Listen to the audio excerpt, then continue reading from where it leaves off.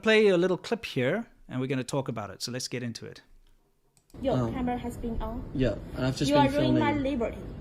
No, I don't want I'm to allowed show to film my here. face. I don't want to show my face. I just want to show that I'm not show my freedom. Yeah, I understand that, and I will blur out your face, right? But can you tell me a bit about why you think it's right to rip these down? I don't think I'm right, but you think you are right to tell these lies to the students, especially those teenagers? I don't think that they all are lies. I mean, I don't know that any of them are lies. Can you point to a specific one that is? And I think you have the time to figure out what's lies to show to What about this one here? The picture of the tanks. Tanks? Are you aware of what happened then? Do you know Australia has The massacre in Tiananmen Square? Do you know much about that? No, I don't know that about that because I haven't been born. It happened Yeah. just 14 to 15 years ago, right? Yeah, I get that. But see, in some other countries, and in Australia certainly. Things happened decades ago. I just Yeah, thinking about I get now. that. I'm just thinking about the future, the students, the teenagers. What will they be influenced by this war? I think the intent is to make them think twice about what's happening About what? in the Xinjiang province in East Turkestan. There I are will show you what Uyghur Muslims. Xinjiang is looking now, and I will show you what China is looking like. I just want to say, I think I appreciate your attitude about thinking twice, but I think I have the right to tell you the truth. You always told us that you are telling the truth, and I felt that, and I think that you are telling lies. I think that the truth is a difficult thing sometimes, so certainly I'd be happy to hear your perspective. But as far as I'm aware, there are Uyghur Muslims in concentration camps in that province Concentration camps. on account of nothing else. Do you have other than their jails? Do you religion. have jails in Australia? Do you have jails in Australia? Certainly we do. Okay, let's break that down a bit. This is actually quite a common occurrence. I don't know if you guys are familiar with the Lenin Walls, but this is something that sprung up pretty much with the whole Hong Kong, democracy movement, the umbrella movement. And this is a common occurrence. What happens is people put up a Lenin Wall, which is a bunch of post-it notes, a bunch of posters talking about the struggles for democracy in Hong Kong. It's usually about the Hong Kong struggle. And they'll put up things like the CCP, end the CCP, CCP rule of Hong Kong, that kind of thing, and freedom of democracy. And these Lenin Walls are the arch enemy of Chinese ultranationalists, the arch enemy of Chinese international students who are working to censor on behalf of the CCP. You ever want to draw them out? Start a Lenin Wall. Because you know what? Freedom of speech is enshrined in the constitution of many countries. And what we often see, like I'll show you another quick clip in the background here. I'll keep myself in. We can see here's a mainland student destroying a Lenin Wall in the University of Hong Kong and throwing over the goddess of freedom and stuff. It's very common, and I've got a whole library of these clips. I didn't have time to put them all in here, but it's very common to see this happening in Canada and happening in Australia and anywhere where you've got a, I don't know, they'll have a free or Hong Kong democracy gathering or protest or anything. You will get mainland international students coming and destroying these exhibitions, just tearing them down. And as you can see, just vandalizing them. And it's heartbreaking. And it's actually kind of easy to understand why it happens, because in mainland China, you may not talk about these things. You may not criticize the government. You may not ever say a bad thing about the government. You're not allowed to talk about Tiananmen Square. You're not allowed to talk about the sensitive issues of Xinjiang and what have you. So when they see other people talking about these things, to them, it's like, this is forbidden. You may not talk about this. You have no right to talk about this. We don't have a right to talk about this. You don't have a right to talk about this. And they go crazy. And they attack people. And they break things and destroy things and vandalize things. And you can see the mentality. Somebody, an international student, goes to Australia. And then kind of like the 50 Cent Army, the Zigang Wu Mao, the volunteer 50 Cent Army, become a real life version of that. And instead of trying to censor things on the internet, they try to censor things in real life by tearing down pictures and posters and breaking down statues and what have you. Because in their minds, it's impossible for anyone to ever criticize the Chinese government. It's not allowed, right? Doesn't matter where you are, in what country, but you can't do it because their entire upbringing, they've been brought up to believe that you're not allowed to do that kind of thing. However, if you look at the things she was saying, first of all, she was laughing about the idea of Uyghur concentration camps, which is, of course, very insensitive to Uyghur people. She was tearing down people's property. You're not allowed to do that, That's called vandalism. It's against the law in most places. And even more telling is when, by the way, the person who's talking, who filmed it, is our good friend Drew Pavlu in Australia. By the way, vote for him if you're Australian. When he spoke about Tiananmen Square, what did she say? Oh, that happened so long ago. 40, 50 years ago. Imagine we all took that attitude. Imagine somebody brings up the massacre of the Native Americans in Canada or something, and you're like, the Inuit or whatever, and you say, oh, that happened so long ago. Who cares about that? You're not allowed to talk about it. You're not allowed to bring that up. Or apartheid. That happened so long ago. You're not allowed to talk about that. Shut up. I'm not going to allow you to put up posters about that, or not allowed to let you discuss that type of thing. You see, it's ridiculous, this attitude that happens. I'm incredibly disappointed at how these incidents have been handled in the past. No one ever seems to be taken to task. Usually surrounding universities, look what happened to Drew Pavlu. He was attacked in his group of little, activists, you could call them, were just there doing a protest against Beijing. And guess what? They got attacked physically. And this happens.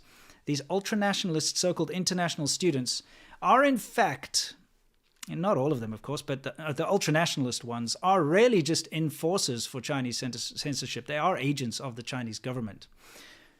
The actual international students who are there to learn and study and to respect the host country, they're great. They're wonderful. Probably some of the best people you'll meet, some of the best students, but they're never very outspoken about politics simply because they know the trouble it can get them into. But these Chinese Students and Scholars Associations, Confucius Institutes, Chinese Culture Association, Chinese this and that all get involved on campus, and all those crazy ultranationalists that go there and tear down the Lenin Walls and go and boycott and try to stop speeches by the Dalai Lama or by anyone who wants to put on a Taiwan food stall or whatever, those guys and those girls are really just agents of the Chinese Communist Party. And I hate the fact that they don't get taken to task. And I understand it because a lot of these universities rely on international students as a big revenue stream. So they don't want to piss the Chinese international student bodies off too much because they don't want to lose that revenue. But at the same time, they're more than happy to just destroy all semblance of freedom of speech and expression on campus when it comes to Chinese issues, or China issues, I should say, like the CCP issues.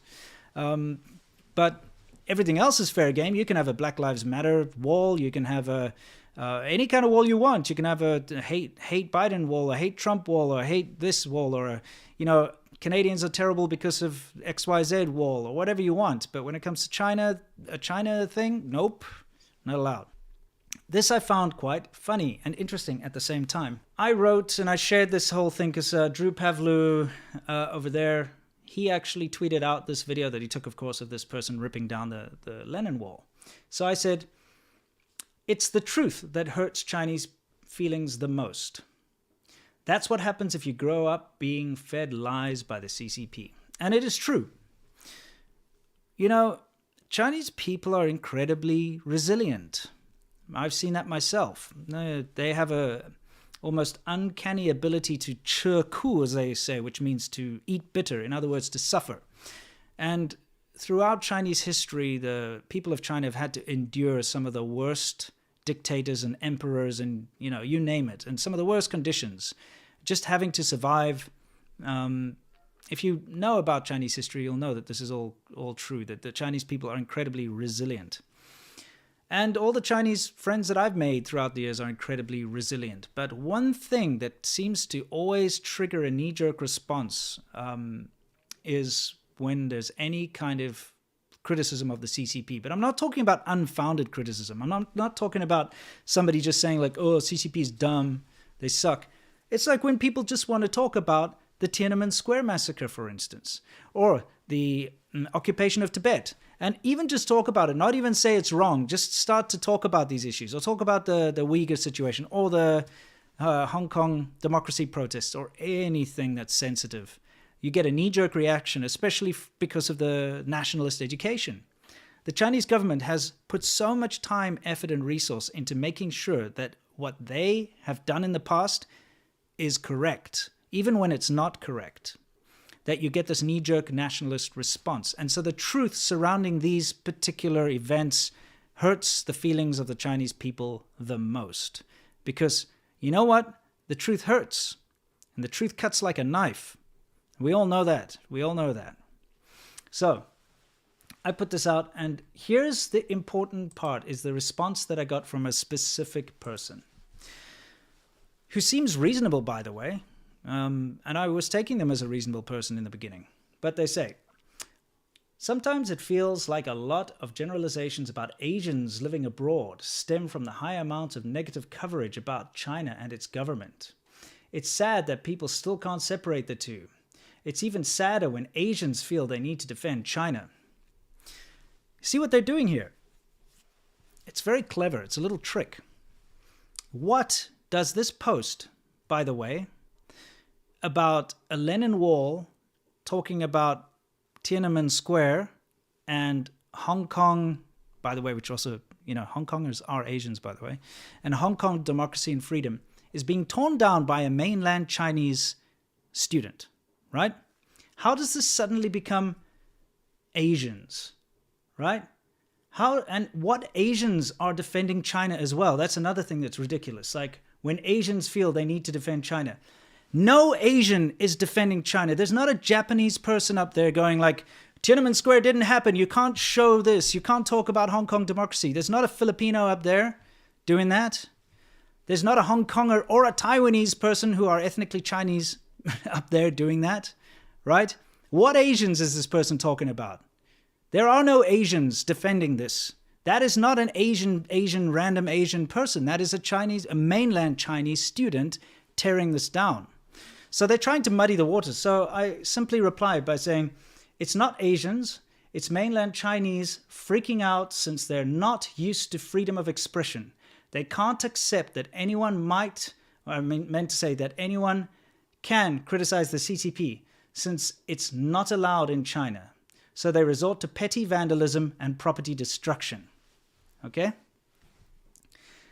To which he replies, I get that's the video, but there's a lot Asian discrimination going on all over the place. Just making a general statement. Okay? See, again, sounding fairly reasonable, but at the same time, it's not reasonable if you think about the fact that they've changed the narrative of the initial post, which is the end goal. I said, sure, but when it comes to getting angry, destructive, and violent, when people put up Lenin Walls regarding democracy and denouncing the CCP's brutal actions, it's not Asians, it's only mainland Chinese nationalists. And do you see, I make the distinction between mainland Chinese people and mainland Chinese nationalists, because there are plenty of reasonable mainland Chinese people who would not go tear down that wall, To the reply. Realistically, at this point, any nationalist can be destructive, not limited to China. I understand that this is the main concern for you. With that said, a lot of people abroad see nationalist Chinese and other Asians as the same thing. The stigma covers all Asians. All right? See where this is going? So I reply, no, these are issues directly related to China and the CCP only, and don't concern other Asians. Please show me an example of anyone other than a mainland Chinese nationalist tearing down a pro-democracy Hong Kong Lenin Wall. Muddying of the water is what you are doing. To which they said, all right, that's that then, muddy waters. To which I replied, get there. It's what the CCP wants, to use people like you to deflect criticism away from the CCP issues by trying to make it a race thing. Pathetic that people fall for it. So this person then went on to, I'll finish this and then I'll tell you what happened after. He says, all right, because you're ranting about whatever getting your views and likes is helping whom, That's all right. It's you. Keep that cash flow rolling in, no matter where in. Is it California that you're in? Question mark. So, true colors exposed. This is a Wu Mao. First of all, coming into the whole thing, I'm just trying to make views. I'm just trying to make money out of smearing China or saying bad things about China. And then, I don't know if this is an attempt to dox my location. Am I in California? Well, sorry, no. Pennsylvania is the correct answer to that. Although I am sometimes in California when I fly down there, or we go back and forth occasionally, so who knows. So, of course, my last comment there is proof you're just a Wu Mao. I'll use this thread in our podcast to show your methods of deflection, race baiting, and hatred. To which I got some nasty, insulting replies, and then the person deleted all of their tweets when they realized that I was going to show them. Too bad. I already recorded it. Sorry. Too late. You can't just do that kind of shit and then delete your tweets. Sorry, mate. But do you see what this is all about? A very succinct topic. A Lenin Wall being torn down by a mainland Chinese nationalist.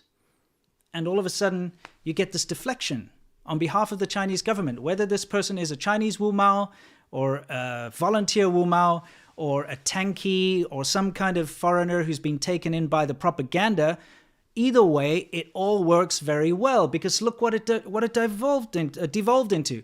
Race baiting. Oh, I can't criticize this person for tearing down this Lenin Wall because it reflects badly on all Asians, and all Asians are under attack and blah, blah, blah. You're just racist, basically, is the end of this conversation that they're going for. And you see how effective this could be. If they tried this on just a casual person commenting on this, the average person might back off because they are afraid of the racist label or being afraid of the woke mob coming after them. Well, guess what? Piss off. I don't give a shit. I know Asian people, and I know when I'm talking about mainland Chinese nationalists destroying other Asian people's Lenin Walls, by the way, because it was put up by Hong Kong students. It's not put up by white people or black people. It's put up by other Asians. I know the difference between mainland Chinese people and Koreans and Japanese and Taiwanese and Hong Kongese and Singaporeans and Indians and you name it. Give me an Asian nationality and I'll be able to tell you a lot about their history, their culture, and I can tell you the differences between them and mainland Chinese people. And the difference is that mainland Chinese people have glass hearts, the nationalists, not all of them, but it's due to their education. They have glass hearts which shatter whenever the truth is spoken, and they resort to violence, and they tear down these walls, these Lenin Walls, and they attack any criticism of the CCP. That is the difference. So, Wu Mao, thank you for showing the rest of the world how the CCP operates and how it silences any kind of discussion around these issues by throwing out the race card. We talked about it last week when Bad Yucao, the Chinese artist, had his posters removed because of a similar thing where the dean of the university was contacted and told that the posters were racist. And immediately he started an investigation and got the posters taken down because he was so afraid of the whole racist thing. And the sooner we realize that being anti-CCP is being anti-Asian hate, the better it's going to be, because it's the CCP that hate Asians the most. The Chinese Communist Party is actually responsible for more Asian deaths than anyone else. Great leap forward, great leap backwards, cultural devolution, tens of millions of people starved to death. We've had them attacking Vietnam. We've had all sorts of nonsense going on in the past. When it comes to being Asian, Taiwanese constantly under threat by the CCP, threat of a military attack. When it comes to Hong Kong, their entire democracy has been destroyed and the promises of having autonomy for 50 years shattered by the Communist Party of China. You know who hates Asians? The CCP, that's who. And yet they've managed to turn these well-meaning, useful idiots, or their paid trolls or whatever it is, into this machine that's managed to twist the narrative on its head and say that any criticism of the Communist Party of China is racist because suddenly Asians. Bullshit. Don't buy it. Don't stay silent when you see a comment like that. And now you know. I wanted to give you a little bit of a background here because I have a personal history with the Umbrella Revolution. In 2014, I was there taking footage in Hong Kong. All right, now, I didn't take as much footage as I would have liked to. There's me in 2014 at the barricades and so on. So having been there and been a part of this movement initially in 2014, I was silent about it at the time since I was still living in mainland China, and I could not film as much as I wanted to because I was paranoid and afraid. Some photos I took here. I was paranoid and afraid that going back into mainland China over the border, because I was only there for a day or two, and then, you know, I've got all these files on my camera, and if I go in and they find and they search my camera, because they do that sometimes, they'll pull you aside, especially when there's sensitive events going on, I could have gotten into serious trouble. And at that time, my entire life was still in mainland China. I was just about to film Conquering Southern China, my documentary, which we filmed in 2015. You know, I had a lot of plans and I couldn't jeopardize them all, so I didn't film as much as I had hoped I could film. But I was actually there as a part of the umbrella movement, and I saw it in action, and I saw it was a beautiful thing. And so when I see the same spirit of the Hong Kong international students abroad trying to do the same thing that they did back then, which is to show democracy and show exactly how important it is to them, and just how important this whole movement is to them, and how they're losing their freedoms is such a devastating thing. It hurts, you know, it hurts to see. Now, myself and Seamilk went to one of these Hong Kong gatherings in California in 2019, and even there we saw communist spies, as we like to call them, you know, taking photos of everyone. You could tell who it was, trying to find out the identity of the people there, and we spoke to them, and I gave a speech to the crowd and everything like that. So it's a very near and dear and personal topic for me.